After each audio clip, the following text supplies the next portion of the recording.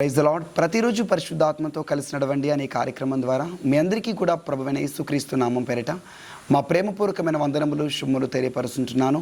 ఈరోజు నేను ప్రభువు అద్భుతమైన ఆశీర్వాదకరమైన వాగ్దానాన్ని ఇచ్చి నడిపించాలని ఆశపడుతున్నారు. హెజ్కేలు గ్రంథము 36వ అధ్యాయము 36వ వచనంలో వ్రాయబడినటువంటి దేవుని మాట, యెహోవానైన నేను మాట ఇచ్చి ఉన్నాను, నేను దాన్ని నెరవేర్తును. హల్లెలూయా. మన జీవితంలో చాలామంది స్నేహితులు, బంధువులు, మన చుట్టూ ఉన్నటువంటి మనుషులు కావచ్చు, రాజకీయ నాయకులు కావచ్చు, గొప్పవారు కావచ్చు, సొంతని భర్తని పిల్లలు కావచ్చు, మాట ఇచ్చి చేస్తాను, జరిగిస్తానని చెప్పేసి మాట మార్చిన వాళ్ళు చాలామంది నువ్వు చూసి ఉండొచ్చు. కానీ నీ దేవుడైనటువంటి యెహోవా అలాంటి వాడు కాడు. ఆయన మనుషులు లాంటి వాడు కాడు. ఆయన రోషము కలిగినటువంటి దేవుడై ఉన్నాడు. ఆయన మాట ఇస్తే మాట నెరవేర్చే దేవుడై ఉన్నాడు. అదే చెప్తున్నాడు, నేను మాట ఇచ్చాను కాబట్టి నేనే నెరవేరుస్తాను. మనుషులు అనుకోండి, ఈరోజు మాట ఇస్తారు, రేపు మాట మారుస్తారు. అవునండి చెప్పానండి కానీ కుదరలేదండి అని చెప్పేసి అంటారు. అవును చాలా మాటలు మాట్లాడతాం కానీ అన్నీ చేస్తామా అంటారు. మనుషులు నాలుక, నరం లేని నాలుక ఎన్నో వాగ్దానాలు ఇస్తుంది, ఎన్నో మాటలు చేస్తా అని బడాయికి చెప్పుకుంటారు కానీ చేయలేరు.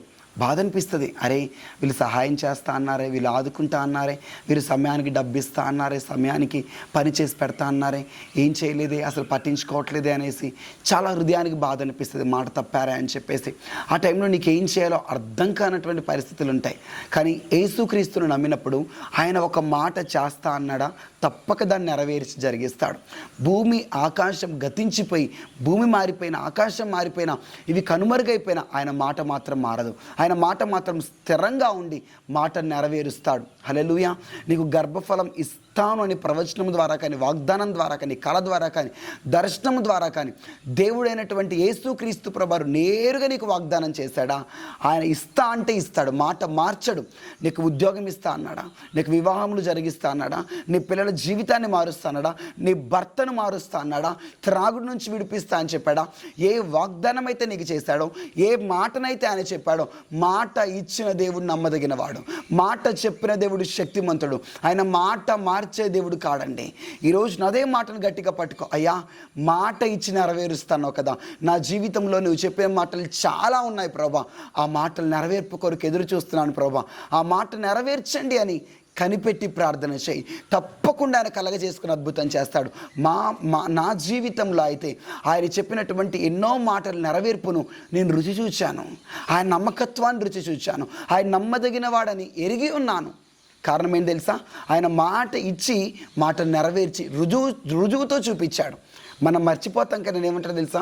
పలానా రోజున పలానా తేదీన కొన్ని సంవత్సరాల క్రితం నేను నీకు మాట ఇచ్చే గుర్తుందా? ఇదిగో దాని నెరవేర్పు ఇదే, ఇదిగో దాని ఫుల్ఫిల్మెంట్ ఇదే.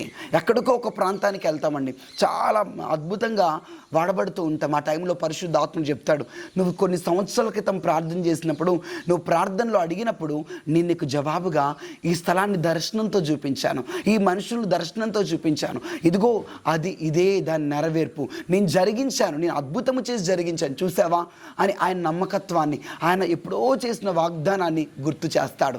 ఎంత అద్భుతం, ఎంత ఆశ్చర్యం, ఎంత గొప్ప కార్యం. దేవుడు ఇప్పటికీ కూడా నీ జీవితంలో కూడా అంతే నమ్మకత్వంగా కదలబోతున్నాడు, అంతే రోషంతో కదలబోతున్నాడు, అంతే బలంతో కదలబోతున్నాడు. ఆయన ఇచ్చిన మాట నెరవేర్పును మీరు చూచుదురుగాక. ఆమేన్. కళ్ళు మూసుకుని ప్రార్థన చేద్దామా? యేసుక్రీస్తు ప్రభువా, అవును తండ్రి, ఎంతోమంది బిడ్డలు నీ మాట యొక్క నెరవేర్పు కొరకు ఎదురు చూస్తున్నారయ్యా. నువ్వు మనుషులక్క మాట మార్చే దేవుడో కాదు, రాజకీయ నాయకులక్క అయ్యా, మా చుట్టూ ఉన్నటువంటి మనుషులు, మా భర్త, మా భార్య కావచ్చు, మాట మారుస్తారక నువ్వు మాట మార్చే దేవుడో కాదు నాయన. నీ బిడ్డల జీవితంలో నీ విడుదల చేసిన ప్రతి మాట నెరవేర్పు జరుగునుగా కానీ ప్రార్థన చేస్తున్నాను.